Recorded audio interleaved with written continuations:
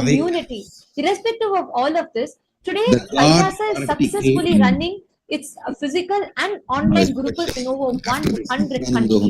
Every single day, conducting active sessions with participants, students from all over the globe. It is not just Kailasa's Nithyananda Gurukul. In addition to this, we have the world's largest Hindu university, Kailasa's Nithyananda Gurukul. Cleaning up I the was muscle amazed memory, how single-handedly, your it is just one man. Of course, Swamiji is and through the Shivoham Shiva himself, but the work that has gone into in this human body, single-handedly, and Swamiji has ultimately established awakening God so particle many bioenergy platforms. in you, And I'm seeing that Kundalini Shakti, countries are all discussing, and striving to make flooding replicate the such a Kundalini structure Shakti into your which can make education or various biomemory other and muscle survival memory. needs accessible and affordable.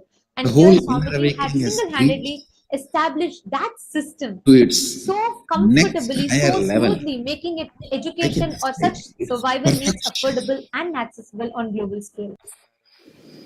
Its completion Here we can see through the Nithyananda the process. Kailasa's ambassador to the Netherlands, Manithya Now who is here with has the the special inner rapporteur to the right of education.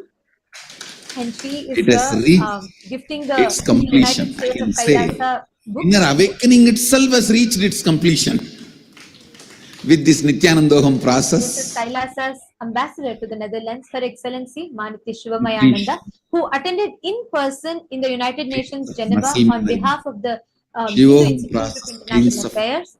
biomemory. The Nithyanandoham process awakens your bioenergy. Completion itself has reached its completion with the Nithyanandoham process. And this whole All I discussion can tell brought you, to light one of the most important actually I aspects. am not a person. This actually acts as a turning point for all of us to see the kind of work All that my Swamiji is integrity, doing I can at the say. grassroots level to enable It's humanity really to worth have access to trying at least once, enlightenment, then a you will super conscious understand, lifestyle in and you multivarious will never aspects, feel you wasted multiple your ways, time or multiple money or avenues. your You take energy. education for youth, That or you much I take can guarantee. opportunities of the super That much conscious I can lifestyle guarantee. that people want to have access to, Actually, or this being able to have access to the basic survival needs new like food. combination In of every completion single way, Shivoham every single process, platform, Nithyanandoham Swamiji is process, making this super I conscious can lifestyle comfortably tell affordable you and accessible to everyone. I'm at seeing least Ma Gokila what Devi is saying spiritual power she will said she start feels so expressing proud to see through all you. of us at the United Nations. It will be This is useful for you in precisely your what day-to-day how life, Swamiji is empowering us as strengthens and Hindus. enriches Can you you imagine in your everyday today life. Hindus being able to sit And there, not just representing some be one programmed. small group of people, At representing the least 2 on the billion planet of Earth, us Hindus, this is the most powerful representing the spiritual years of persecution that program we've been available through, now. and empowering us to be able to talk That that much I can be very just as clear. confidence, On the just planet being Earth, equipping us with the right the inner most image powerful to be spiritual able to program present available that the is rich inner heritage awakening. of Sanatana Hindu Dharma. Narada That can is vouch the for it. empowerment that As Swamiji is Guru goes giving to us all the world. inside.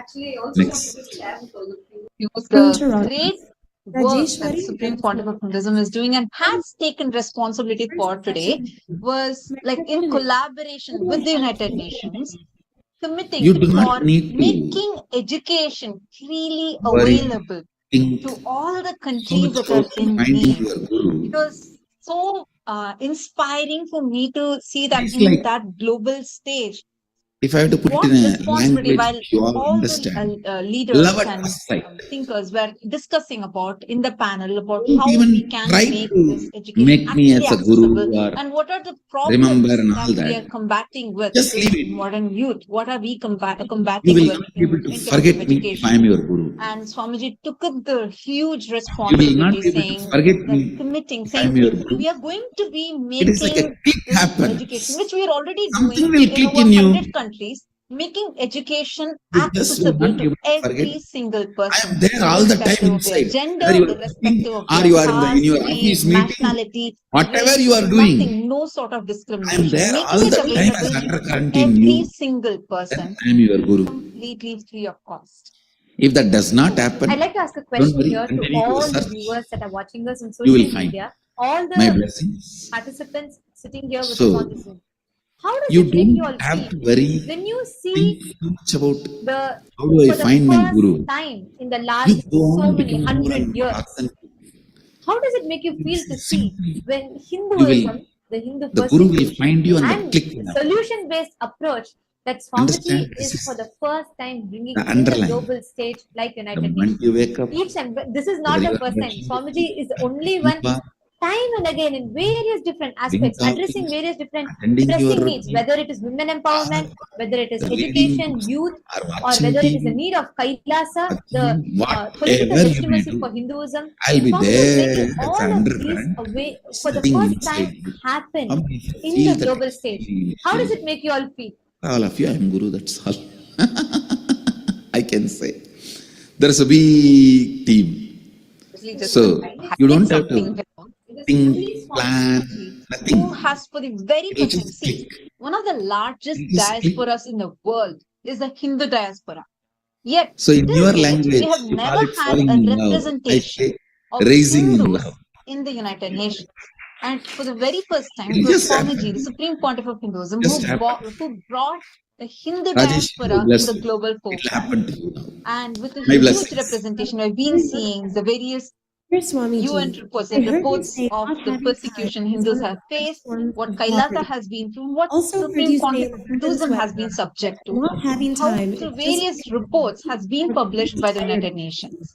I feel And like I don't have any attending time. various events of the United Nations, addressing in the United Nations. Tiredness comes So it in. was really inspiring to see in how many levels Swamiji Actually, is working so hard, one tirelessly, of the biggest and problem the bringing humanity is Sanatana going to Hindu face Dharma in the next to 5 the global years forefront, is not bringing legitimacy to the greater HIV, science called AIDS, or Hinduism. population, I'm seeing so many participants or posting. Ma'am, terrorism. has posted. This is such an No. exciting news. One of the Swamiji is biggest making it problem happen so beautifully. humanity is going to face in And next my 5 Yogananda has years. posted, feeling so proud. That's Actually, many of you are beauty, asking where you can get this boredom. information. We will guide you all as to where Whatever exactly you want you to give, can go. people don't want to live anymore. The gist of what happened in the event. They are and bored. Then, get to know and understand. Give them And we pizza. request They are all bored. of you. So Okay, many provide messages them are all actually the coming saying how varieties proud you are of feeling to sex. see No, this. they are bored. Take a moment. Pornography, they Share are this bored. to the other Entertainment, Hindus, not bored. just Hindus. Share this Alcohol, with everyone. bored. So people around you, Drugs, you can share, bored. enrich them, and make them aware of Facebook, the bored. significance of Kailasa. This is TV, the difference bored. that Swamiji is bringing through Kailasa. Of course, This is one of the too biggest small, so problem they need to humanity is watch going to face in within contrast to next what 5 years. actually Swamiji is envisioning through Kailasa. This is just one aspect of it. And just one aspect of it itself is such a significant difference, empowering various different sectors of people, whether it is a women, whether it is a youth, whether it is whether it is discussion amongst various other countries. Something, Your all of these space and aspects is time bringing may the be awareness about Hinduism. It's significant. The Holocaust, the persecution it's been through, and the solution into a global stage. Just like Bringing Nithyananda, discussions, making these on discussions conquering time. active, making people and different nations actively participate upon Because such discussions. it is too much to All of share you can one person head answer, to one the question. official Facebook page. I really want to help people. And I also just Get out wanted of now boredom. to request each one of you, so many of you that are feeling proud, captures feeling you. inspired, feeling like, Who wow, can make your life take happy? a moment now, share this exciting news. Please head to this Facebook page, Kailasa's SPH, JGM Nithyananda Paramashivoham Facebook page. But all I I am request trying to all tell of you you to please head to this Facebook boredom page. is much The moment worse you than go to all. the page, you will see is the first Even thing with you will all see this, if is you are this able to post. keep This is yourself the excited, at featured least post. you be alive. You can just click on this featured post and it will take you to the actual post. And here, please, you can give a like to it and go to the comment section and share, post here. How do you feel about being a Hindu and being as a part of Kailasa Can't imagine. and being a disciple of the Supreme What Pontiff more of to do? Hinduism who is doing this immense Nothing work more. for Sanatana Hindu Dharma? How do you feel? The And how do only you feel about this milestone of the Supreme Pontiff of Hinduism? Actually, as Nithyananda was saying, this in boredom. contrast to the huge work Swamiji is doing, this is something very small.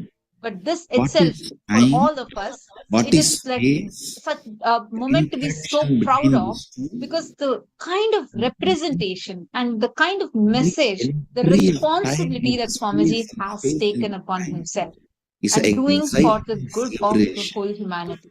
Please take a moment. Please head to this Facebook post Only and please give a like to it and post a comment. And here, as all of you can see, there's a share button, clicking which you will get various options, whether you can share in your feed and you can share it in your timeline, sharing it with your friends, and sharing it in your messenger, and sharing it to a group. I request all of you to take a few minutes and follow every step. Please head to this Facebook post, and in each level, whether it is sharing it on your timeline, sharing it to your friends, sharing it to your story, and sharing it to a group, please do in every step. Please head to this page, and this it's a few clicks for you. But through this, you are also getting to be a part of this grand excitement and sharing this with the whole world. Please take a few minutes. I request all of you immediately to head to Facebook. We'll actually now be posting this link to all of you in the chat. I request all of you, please head to this particular post and share it in all your timelines, share it on your WhatsApp, and share it on your Twitter. Some of you are asking for the links. Yes, we are posting the link now in all of your chats. I request all of you to take a few minutes and please see your chats. You'll be seeing the exact link of the post being posted. And please take a moment, share this. So many of you have posted in the Zoom chats as to how you're feeling. Take a moment to go in the comment section itself and you can comment there as to how you are feeling. What does it make you feel like as a Hindu and as a proud Kailasian to see this huge effort that Swamiji is continuously taking and the milestones that Swamiji is setting, achieving for us, the Hindus, the 2 billion of us Hindus? Take a moment and comment in the post below.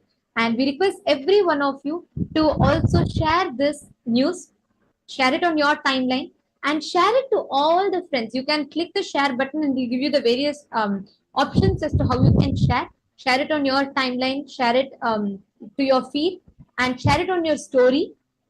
And also send on your messenger to your friends, to your family members, to everyone around you.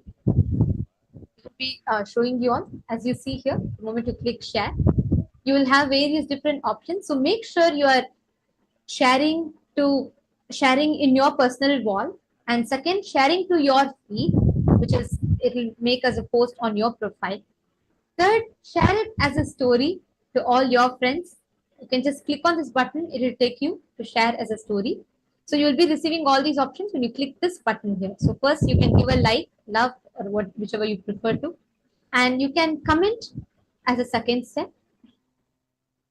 In the third step, share and make sure you are completing all these steps under. So share in your wall, share it to your feed, share on your story, and each thing when you click the button, it will take you to that respective field. So when you click on send in messenger, it will actually take you to your messenger, after which you can choose all your contacts and it will lead you there, and it will send us a message to all your contacts. And you can share to a group. If you are in a group with your friends or various other Facebook groups that are there, please take a moment to share it in those groups. This is a moment for us all to celebrate, for all of us as Hindus to celebrate and share this joy to others.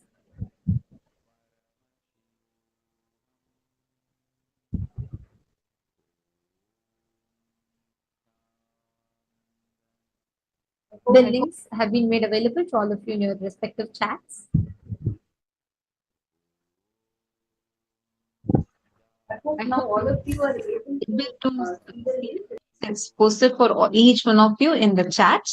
Please take a few minutes, head to this Facebook page, and you all can go to the post. We have shared the exact post link in all your chats. Take a few minutes, please head to this link, and please share this with your friends, family members, everyone. Actually, you should share it virally. This is a huge moment for us as Kailasa Vasis. and to share this huge work that Swamiji has been doing. Take a few minutes to share it now. And as all of us are sharing, we are now going to be entering into our most awaited part of the day, which is the darshan of Swamiji as Keshavarta Murti, Ekapada Murti, Ekapada Trimurti, and Tripada Trimurti forms of Paramashiva, and being showered today with all auspiciousness, abundance, prosperity. Let us all get ready for the darshan. We are now going to be chanting the Dhyana Shloka of these forms of Paramashiva.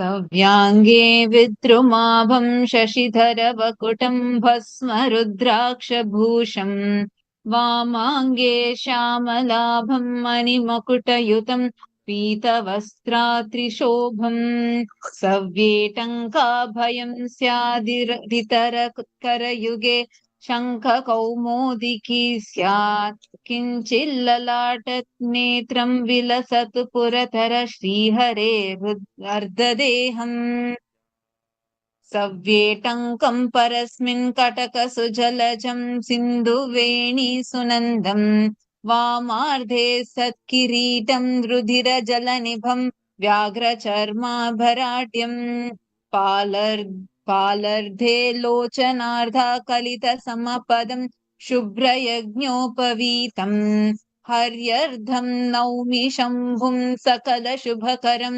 सर्वसम्पत्कराढ्यम्.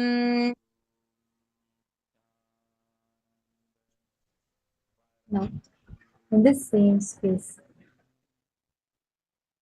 let us all get ready to receive the darshan of Bhagavan Keshavarta Murti, the form of Paramashiva, where he graces the whole world with auspiciousness, abundance, and prosperity. And now, let us all get ready to receive the darshan. Please sit straight with your head, neck, and spine in a straight line. Chant the Mahavakya. Om Nithyananda Paramashivoham Nithyananda Paramashivoham